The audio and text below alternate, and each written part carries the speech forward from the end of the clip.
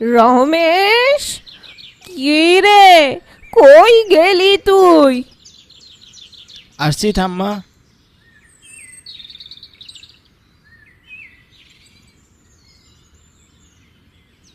বলো ঠাম্মা, কি লাগবে তোমার?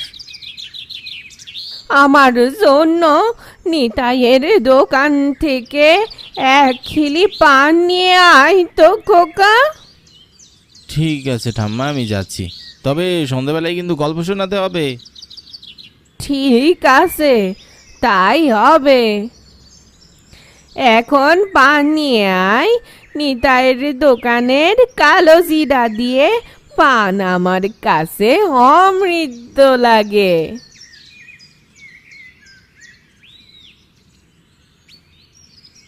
সুজলা সুফলা সৌন্দর্যে ভরা আমাদের মধুপুর গ্রাম আসলেই মধুর মতোই মিষ্টি। এই গ্রামের আলো, বাতাস, পথ প্রান্তর সব কিছু। গ্রামের কাঁচা পাকা রাস্তা আমার বড্ড ভালো লাগে। ভালো লাগে গ্রামের কাঁচা মাটির গ্রান। আমি রমেশ দাস, সবেমাত্র ইন্টারমিডিয়েট পরীক্ষা দিয়েছি। আমার বাবা শহরে থাকে। তার ইচ্ছে ছিল আমাকে তার সাথে শহরে নিয়ে যাবে, কিন্তু আমি যেতে চাইনি। বাড়িতে ঠাম্মা একা। হাঁটতে হাঁটতে আমি নিতাইদার চা দোকানের সামনে চলে আসি। নিতাই দাদা, আমার ঠাম্মার জন্য 2 খিলি পান বানিয়ে দাও তো। বস, আমি এক্ষুনি দিচ্ছি। মাকে আর বাঁচানো গেল না। তোর মায়ের তো তেমন কোনো বড় অসুখ ছিল না। না দাদা, আমি শহরে গিয়ে মাকে একবার বড় হাসপাতালে দেখিয়েছিলাম। ওইখানে টেস্ট করে কোনো অসুখ ধরা পড়েনি। গতকাল রাতে হঠাৎ মায়ের খুব বেশি কাশি শুরু হয়, আর তারপর সাথে সাথে আমার বাড়ির নরেন ডাক্তার আসেন। আমার কথা হচ্ছে নাকি? হ্যাঁ, সুরেশ কথা বলতেই পারল না, তার আগেই নরেন ডাক্তার এসে হাজির নিতাই দাদার দোকানে। হ্যাঁ, আপনার কথাই বলছিলাম। আপনি কাল সময় মতো আসার পরেও মাকে বাঁচানো গেল না। ভগবান যদি তার কাছে নিয়ে যায়, আমার কি করার বলো? দুঃখ করো না, তোমার মা ভালোই আছে, স্বর্গে আছে।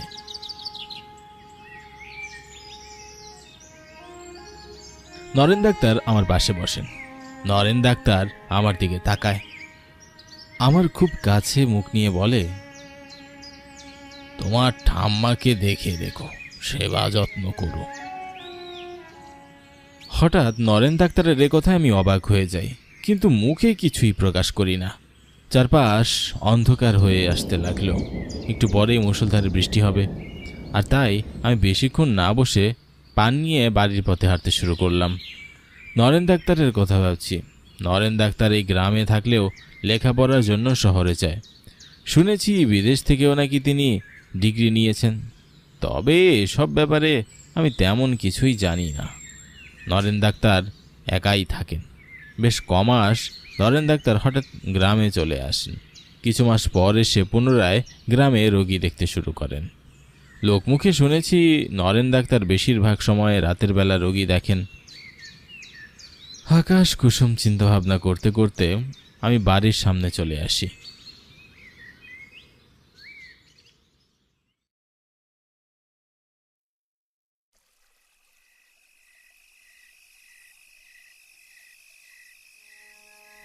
কি হয়েছে ঠাম্মা তোমার? ঠাম্মার কাশির শব্দ শুনে আমি ঠাম্মার রুমে যাই। ঠাম্মার কপালে হাত রেখে আমি আঁতকে উঠি। হে কি ঠাম্মা, তোমার গায়ে তো অনেক জ্বর। হ্যালো বন্ধুরা, আজ আমি 1xBet নামে একটি অ্যাপ সম্পর্কে বলতে চাই, যেটি সবচেয়ে বিশ্বস্ত বুকমেকার। পিএসজি এবং সেরিয়া এ এই অ্যাপের স্পন্সর। অন্য অ্যাপের তুলনায় এখানে জেতার সম্ভাবনা অনেক বেশি। 30 ডিসেম্বর বাংলাদেশ প্রিমিয়ার লিগ শুরু হবে এবং সমস্ত ক্রিকেট প্রেমীদের জন্য আপনাদের প্রিয় দলকে সমর্থন করার দুর্দান্ত সুযোগ। এই অ্যাপে আপনি সমস্ত ম্যাচের লাইভ ফলাফল এবং সেই ম্যাচটি লাইভ দেখতে পারবেন। আপনি স্কোরের ভবিষ্যৎবাণী করে বাজি ধরতে পারেন এবং বিএমডব্লিউ গাড়ি, আইফোন, ল্যাপটপ এবং আরও অনেক কিছুর মতো নগদ পুরস্কার জেতার সুযোগ রয়েছে। এখানে ক্র্যাশ গেম আছে, প্লেন যত উপরে যাবে তত বেশি টাকা পাবেন। এছাড়াও বিভিন্ন ধরনের গেম রয়েছে। আপনি যা খুশি তা বেছে নিতে পারেন এবং রেজিস্ট্রেশন করার সময় আমার প্রচার কোড 1 ডাক ব্যবহার করে প্রথমবারের মতো জমাতে পারেন 12,000 টাকা পর্যন্ত এবং ফ্রি স্পিন। আপনি সহজেই পেটিএম, ব্যাংক, নগদ, বিকাশ, রকেট এবং অন্যান্য সহজ পদ্ধতির মাধ্যমে আপনার জেতা টাকা তুলতে পারেন। আমি অনেকদিন ধরে এটি ব্যবহার করছি, আপনিও ব্যবহার করতে পারেন। তাহলে আর দেরি কিসের? পিন কমেন্টে লিংক দেওয়া আছে, লিংকে ক্লিক করে রেজিস্ট্রেশন করুন অথবা গুগলে 1xbet সার্চ করে রেজিস্ট্রেশন করুন এবং রেজিস্ট্রেশনের সময় আমার দেওয়া প্রোমো কোড 1 ডাক ব্যবহার করুন এবং বোনাস পান। হ্যাঁ রে, হঠাৎ করে খারাপ লাগছে। কি করব আমি এখন? ঠাম্মা, তুমি একটু অপেক্ষা করো, আমি এক্ষুনি ডাক্তার নিয়ে আসছি। ঠাম্মাকে রেখে আমি দৌড়ে বাড়ির বাইরে আসি। ঠাম্মার জন্য অনেক চিন্তা হচ্ছে। ঠাম্মাকে আমি অনেক ভালোবাসি। তার একটু কষ্টে আমার বুকটা ফেটে যায়। আমি নরেন ডাক্তারের বাড়ির উদ্দেশ্যে বেরিয়েছি। এই গ্রামে এই একজন ডাক্তার। আগে অবশ্যই আরও ডাক্তার ছিল, হঠাৎ তারা গ্রাম ছেড়ে চলে গেছে। হরণ ডাক্তার কোনো কারণ ছাড়াই একদিন আত্মহত্যা করে বসে, কিন্তু কেন সে এমন করেছে কেউ জানে না। তাই গ্রামের মানুষের ভরসা এখন শুধু এই নরেন ডাক্তারের উপর। হঠাৎ নরেন ডাক্তারকে দেখে আমি থমকে দাঁড়াই। নরেন ডাক্তার? সে একটা কালো ব্যাগ হাতে নিয়ে আমার দিকে এগিয়ে আসছে। এত রাতে নরেন ডাক্তার কোথায় যায়? রমেশ, তুমি আমাকে ডাকতে এসছো নিশ্চয়ই? হ্যাঁ, মানে আমিও তোমার বাড়ি দিয়েই যাচ্ছিলাম। তোমার ঠাম্মার তো খুব জ্বর। নরেন ডাক্তারের কথা আমি বাকরুদ্ধ হয়ে গেলাম। আমি যে নরেন ডাক্তারকে ডাকতে এসেছি সে আগে থেকে জানলো কি করে? আর ঠাম্মার অসুস্থতার কথা সেটা কিভাবে জানলো? আমি তো নরেন ডাক্তারকে ফোন করেও কিছু বলিনি। মনের ভিতর প্রশ্ন রেখে নরেন ডাক্তারের মুখের দিকে আমি তাকিয়ে আছি। চলো তাড়াতাড়ি বাড়ি যাই, অসুস্থ একটা মানুষ একা তাকে রাখা মোটেও ঠিক না। আমি ঘোর ধরা চোখে নরেন ডাক্তারের পেছনে পেছনে যাচ্ছি। হতে পারে ব্যাপারটা পুরোপুরি কাকতালীয়। আমি এত কিছু না ভেবে ঠাম্মাকে নিয়ে ভাবতে শুরু করলাম। এত রাতে ডাক্তার পেয়েছি এই অনেক। আমি নরেন ডাক্তারকে নিয়ে বাড়ি আসি।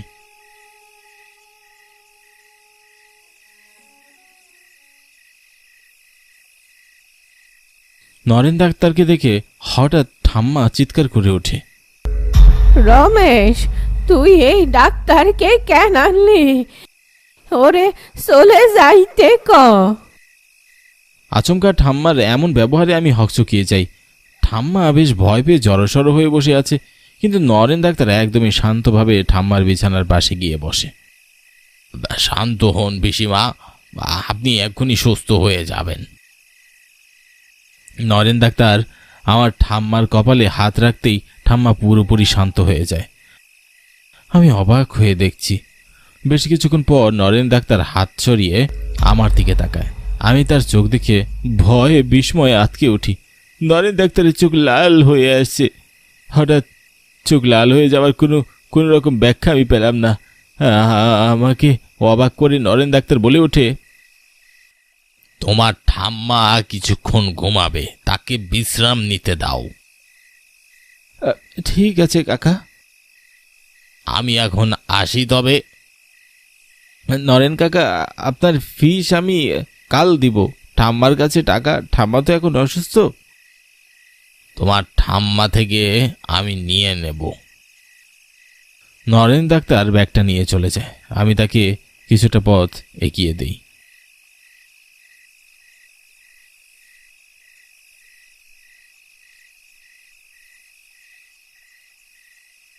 কি আশ্চর্য, ঠাম্মার পুরো শরীর ঠান্ডা হয়ে আছে। কিছুক্ষণ আগেও তো জ্বরে শরীর পুড়ে যাচ্ছিল। যাক, জ্বরটা তবে কমেছে। আমি সারা রাত ঠাম্মার কাছেই বসে রইলাম। ভোরের দিকে আমার চোখ লেগে আসে।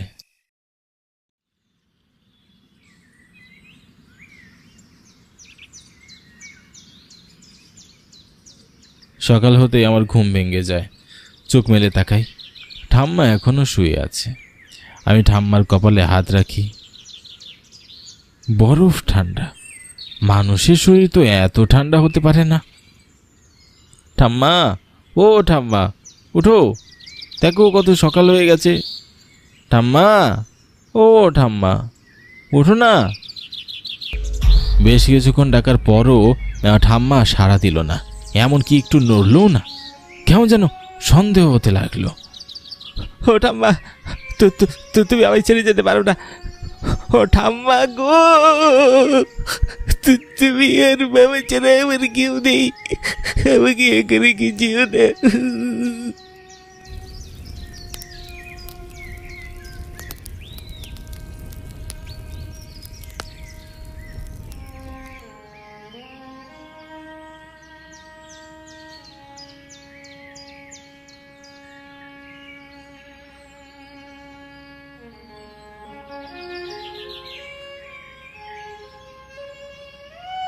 আমার দিদাকে বাঁচাতে পারলাম না, এত অল্প জোরে এভাবে মারা যাবে আমরা কেউ কল্পনাও করতে পারিনি।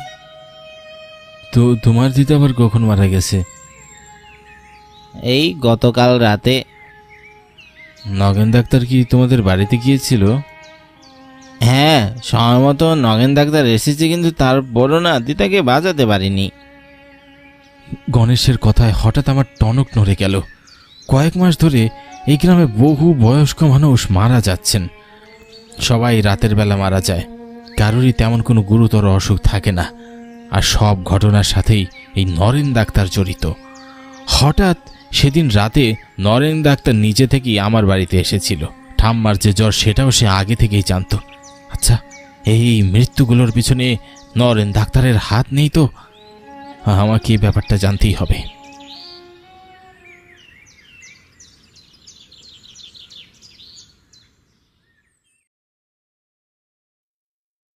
যেই ভাবা সেই কাজ। আমি রাতের বেলা নরেন ডাক্তারের বাড়ির কাছে একটা বড় গাছের পিছনে গিয়ে লুকিয়ে পড়ি। অপেক্ষা করতে থাকি, আমি যদি ভুল না হই নরেন ডাক্তার আজ রাতেও রোগী দেখার জন্য বাইরে বেরোবে, আর তখনই আমি তার পিছু নিব। কেন যেন ঠাম্মার মৃত্যুটা আমি মেনে নিতেই পারছি না। আমার ধারণা সত্য হলো, নরেন ডাক্তার তার ব্যাগ নিয়ে হেঁটে আসছে।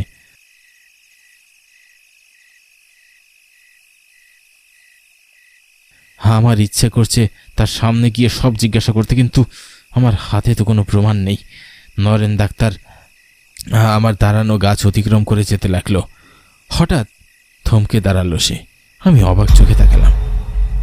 চোখের পলকে নরেন ডাক্তার অদৃশ্য হয়ে গেল। আমি নিজের চোখকেই যেন বিশ্বাস করতে পারছি না। চোখের সামনে থেকে নরেন ডাক্তার কোথায় অদৃশ্য হয়ে গেল। বিস্ময়ের চূড়ান্ত পর্যায়ে পৌঁছে গেলাম আমি। নরেন ডাক্তার কি মানুষ নয় তাহলে? হঠাৎ আমার ঘাড়ে কারো ঠান্ডা নিঃশ্বাস অনুভূতি হতে আমি শিউরে উঠি। আমার পিছনে কে যেন আছে। ভয় আমার বুক দূর করছে। পিছনে ফিরতে সাহস হচ্ছে না। আর তখনই পিছনে একটা পরিচিত কণ্ঠ বলে উঠল, রমেশ, তুই এখানে কি করছিস? আমি চমকে গিয়ে পিছনে ফিরে তাকাই। আমার ঠিক পিছনে নরেন ডাক্তার, তার চোখ লাল টকটকে। কিরে, কি বুঝলি? আমি মানুষ না অন্য কিছু? হ্যাঁ, তুমি আমার ঠাম্মাকে মেরে ফেলেছো তাই না? আর এই গ্রামে সব বয়স্ক মানুষকে তুমি মেরে ফেলছো তাই না? হ্যাঁ, এখন তোকেও মেরে ফেলবো। তুই আমাকে অনুসরণ করেছিস, তোর এত বড় সাহস? দাঁড়া, দেখাচ্ছি মজা। নরেন ডাক্তারের ভয়ঙ্কর কণ্ঠে এমন হিংস্র কথা শুনে আমার নিঃশ্বাস বন্ধ হয়ে আসে। নরেন ডাক্তার ভয়ঙ্কর এক প্রেতাত্মায় পরিণত হয়। শহরে যাওয়ার পথে রোড অ্যাক্সিডেন্টে আমি মারা যাই। তারপর থেকে অশরীরী হয়ে জীবনযাপন করি, কিন্তু ডাক্তারি পেশা আমি ছাড়তেই পারছি না। তাই এই গ্রামে সেই গ্রামে রোগী দেখি। রোগী দেখেন নাকি? মেরে ফেলেন রোগীদের? কি করব বলো, এখন তো আমি মানুষ না, আমার রক্ত খেতে মন চায়, তাই আমি বয়স্ক মানুষদের মারি। তারা তো এমনিও কিছু বছর পর মারাই যাবে। আপনি এটা ঠিক করছেন না। আপনি আমার ঠাম্মাকে ফিরিয়ে দিন বলছি। ফিরিয়ে তো দিতে পারবো না, এমন হলে তো আমি নিজেই ফিরে আসতাম। তবে এক কাজ করতে পারি, তোকে তোর ঠাম্মার কাছে পাঠিয়ে দিতে পারি। নরেন ডাক্তার তার ভয়ঙ্কর হাতে আমার গলা চেপে ধরে। আমি ব্যথায় আর্তনাদ করতে থাকি, চোখে ঝাপসা দেখতে থাকি। এই বুঝিয়ে আমার শেষ রাত। তখনই আমার ঠাম্মার কণ্ঠ আমি শুনতে পাই।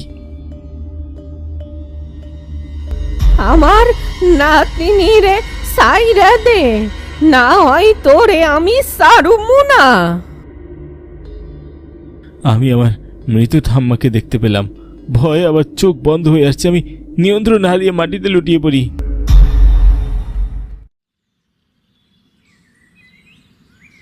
জ্ঞান ফিরে পাই সকালের দিকে। রাতের সব ঘটনা মনে করে আমি শিউরে উঠি। বাড়ির দিকে যেতেই কিছু দূর গিয়ে দেখতে পাই মানুষের ভিড়। আমি ভিড় ঠেলে এগিয়ে গিয়ে দেখি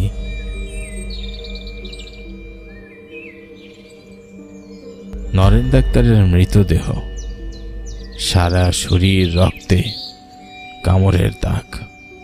আমার আর বুঝতে বাকি রইল না এটা কে করতে পারে। ঠাম্মার কথা মনে পড়তেই চোখ ভিজে আসে। ঠাম্মাই আমাকে বাঁচিয়েছে। কই গগিন্নি, কোথায় গেলে? আমি বেরিয়ে গেলাম। আসতে রাত হবে, তুমি সাবধানে থেকো।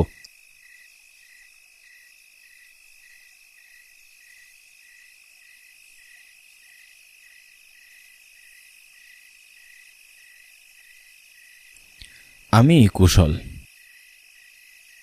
পেশায় একজন ড্রাইভার। তবে অন্যের গাড়ি নয়, নিজে অনেক কষ্ট করে গাড়িটি কিনেছি।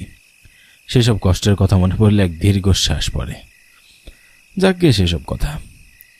আজ সারাটি বিকেল কিভাবে যে ঘুমের মধ্যেই কেটে গেল টেরই পেলাম না।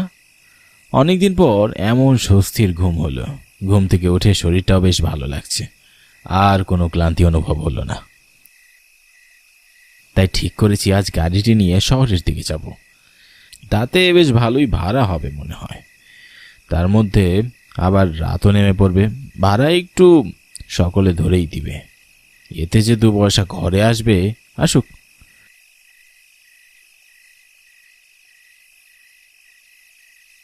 দিয়ে আসলাম। ঠিক তখন আমার চোখে পড়ল রমণী কাকি আর রঘু কাকাকে। রমণী কাকি হতভম্ব হয়ে এসে আমাকে বলল, কি গো কুশল, তোমার তো দেখাই পাওয়া যায় না।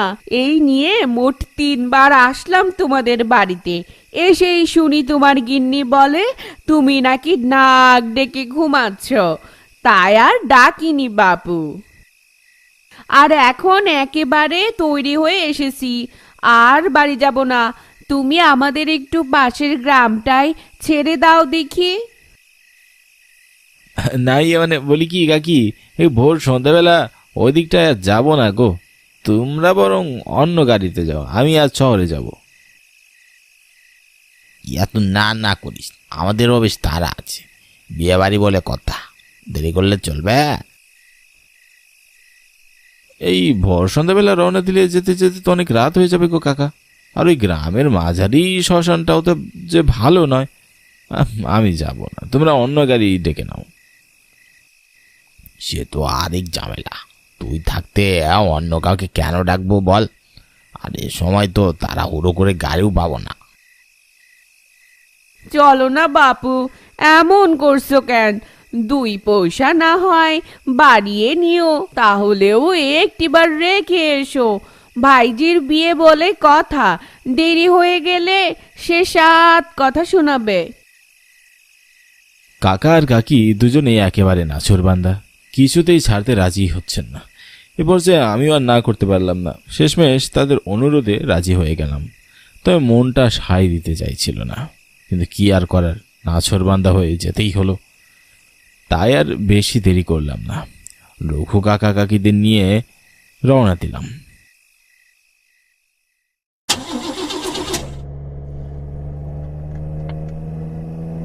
বেশ জোর গতিতে গাড়ি চালিয়ে যাচ্ছি, যাতে তাড়াতাড়ি পৌঁছতে পারি। গ্রামের পথটাও অনেক। এই গ্রাম থেকে অলন্দপুর যেতে বেশ সময় লাগে। বেশ আন্দাজ করতে পারছি ফিরতে ফিরতে রাত হয়ে যাবে। এমনিতেই সন্ধ্যা নেমে গিয়েছে এর মধ্যে। চারপাশটাও বেশ ফাঁকা ফাঁকা, বেশ জরাজীর্ণ হয়ে রয়েছে। মনে হচ্ছে যেন নিশুতি রাত। কাকা কাকিও যেন কথা বলছেন না, তারাও চুপচাপ। দিকে আমার বুকের ভেতরটা কেমন ধুকধুকানি বাড়ছে। বেশ ভয়ও লাগছে। সে 2 বছর আগের কথা যেন বারবার মনে পড়ছে। কিছুতেই আর টানতে মন চাইছে না। এদিক গাড়ির গতিও বাড়িয়ে ফেলেছি অনবরত। মন চাইছে এই মাঝপথে তাদের ছেড়ে দিতে, কিন্তু তাদের প্রশ্নের উত্তরে কি জবাব দিব এই ভয়ঙ্কর কালো অতীত তো তারা কেউ জানে না। বেশ মনের আনন্দে গাড়ি চালিয়ে যাচ্ছি পাশের গ্রামে। নতুন নতুন গাড়ি কেনায় বেশ আনন্দ হচ্ছিল। নিজের কষ্টের টাকা যে এত দামি একটি গাড়ি কিনতে পেরেছি ভেবেই অবাক লাগছে। আগে অনেক এরকম রাস্তায় এসেছি, তবে পরিবেশটা এত রোমাঞ্চকর কখনো লাগেনি। গাড়ির জানালা দিয়ে বাইরের দৃশ্য দেখতে বেশ ভালোই লাগছে। মনে হচ্ছে এই নতুন গ্রামে এসেছি। বাইরের দৃশ্যের দিকে তাকিয়ে থাকতে কখন যে বাচ্চা ছেলেটি আমার সামনে এসে বলছে খেয়ালই করিনি। গাড়ির ধাক্কায় একেবারে হুমড়ি খেয়ে ছিটকে গেল দূরে। আমি দ্রুত গাড়ি থেকে নেমে ছেলেটির কাছে গেলাম। তার মাথা ফেটে রক্তের বন্যা বয়ে যাচ্ছে। ছেলেটির কোনো চিৎকার বা হুঁশ নেই। এ দেখে আমি ঘাবড়ে গেলাম। বেশ বুঝতে পারছিলাম আমার বেখিয়ালিপনায় নিষ্পাপ একটি শিশুর প্রাণ গেল। হঠাৎই সে সময় এক মধ্যবয়সী মহিলা ছুটে এসে বলতে লাগলো, আমার নিতাই, কি হয়েছে বাবা তোর? কথা বলছিস না কেন বাবা? ও আমার শখের ছেলে রে, কথা বল বাপজান, কথা বল। তোর মাথা থেকে যে রক্ত গড় গড়িয়ে পড়ছে রে, কথা বল নিতাই, তোর মা যে তোকে ডাকছে।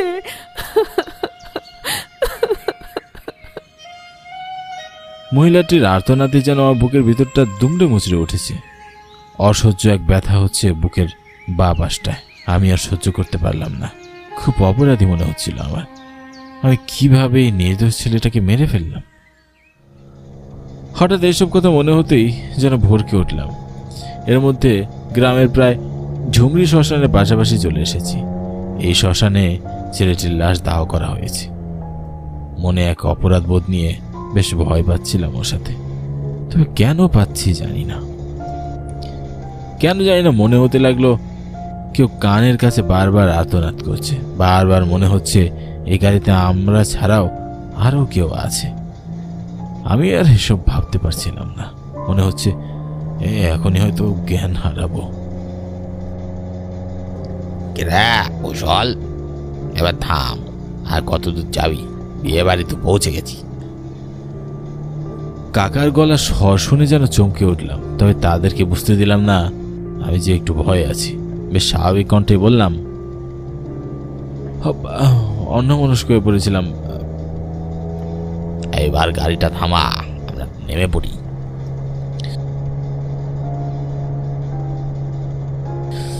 রঘু কাকার কথা বলার সাথে সাথে গাড়ির ব্রেক ধরে থামিয়ে দিল। এরপর সকলেই গাড়ি থেকে নেমে পড়লাম। এ সময় হঠাৎ রমণী কাকি বলে উঠল, কি এত ভাবছিস শুনি যে গন্তব্য ছেড়ে অন্য জায়গায় চলে যাচ্ছিলিস? কার কথা ভাবছিলে গো? নিশ্চয় তোমার পরম কাছের গিন্নির কথা। না না কাকি, কি যে বলো না তুমি। চল না কুশল, আমাদের সাথে খাওয়া দাওয়া করে একসাথে বাড়ি ফিরবি। না গো কাকা, আজ না, অন্য একদিন।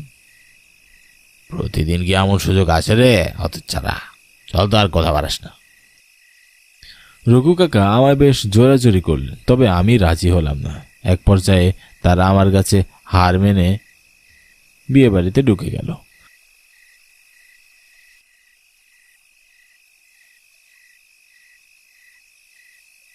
আমিও আমার এই শখে গাড়িটি নিয়ে রওনা দিলাম শহরের দিকে। তবে এইবার যেন পরিবেশটা একটু পাল্টে গেল। থমথমে হতে লাগলো সবকিছু। গাড়ির গতি বাড়াতে চাইলেও যেন বাড়ছে না, ঠিক একই গতিতে চলছে। এদিকে হিম করা শীতল হাওয়া গা ঘেঁষে চলে যাচ্ছে। হিম শীতল হাওয়ায় আমার পুরো শরীর শিউরে উঠল। এ সময় আমাকে চমকে দিয়ে হুক্কা হুয়া আর ঘেউ ঘেউ করে শিয়াল আর কুকুর ডেকে উঠল। এতক্ষণ কোনো সারা শব্দ পাইনি, হঠাৎ শিয়াল কুকুর কোত্থেকে এলো? তৎক্ষণাৎ মনে হলো এটি যেন আমার জীবনের সবচেয়ে বড় ভুল। অনিচ্ছা থাকা সত্ত্বেও এসে যেন পৃথিবীর শ্রেষ্ঠ ভুলটা আমি করে ফেলেছি। আধার যেন আরো ঘনিয়ে আসতে লাগলো। গাড়ির সামনে কিচ্ছুটি স্পষ্ট দেখা যাচ্ছে না। অনেক চেষ্টা করলাম, কিন্তু কিছুতেই গাড়ি স্টার্ট নিতে চাইছিল না। গাড়িটি থেকে নামতেও মন চাইছিল না, তবে নিরুপায় হয়ে নামতেই হলো। নেমেই খেয়াল করলাম শ্মশান বরাবর দাঁড়িয়ে আছি।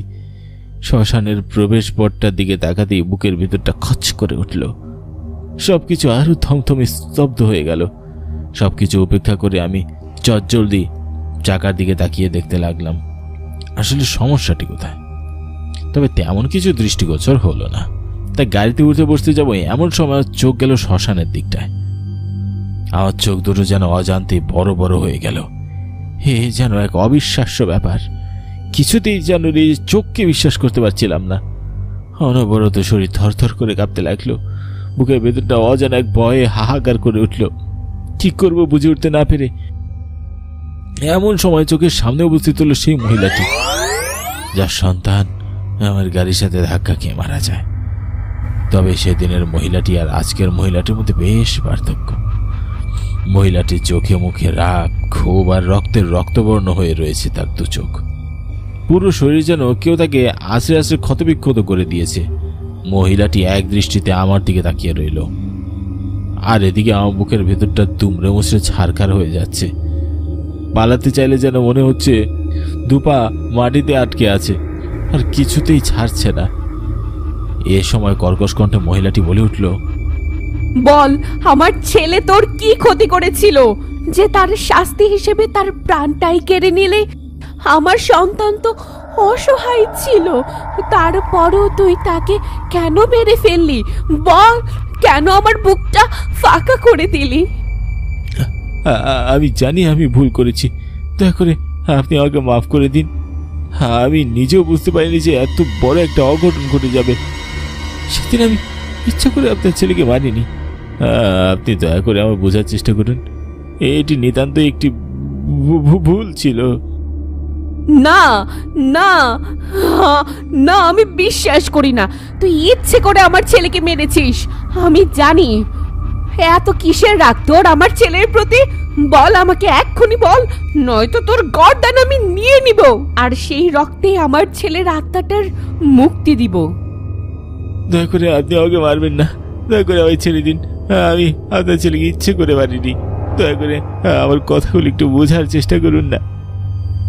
তুই আমার কোল খালি করেছিস, আর আমি তোকে এত সহজেই ছাড়বো? কখনো না। সেদিনের ওই ঘটনার পর আমি নিজেও আর বেঁচে থাকতে পারিনি। নিজের শ্বাসকষ্ট আর হার্ট অ্যাটাক হয়ে আমি নিজেই মারা যাই। আর আজ তোর পালা, আমার ছেলের মৃত্যুর প্রতিশোধ নিব। একথা বলে মহিলাটি আমার গলায় এক হাত দিয়ে চেপে ধরলো। আমি যেন আর কিছুতেই নিঃশ্বাস নিতে পারছিলাম না। প্রাণ চাই চাই অবস্থা। বাঁচাও বাঁচাও বলে চিৎকার করতে চেয়েও যেন পারলাম না। মুহূর্তেই সব কিছু স্তব্ধ হয়ে গেল। চোখ দুটোর সামনেও যেন ঘনিয়ে এলো কালো আধার। প্রাণটা বেরিয়ে গেল।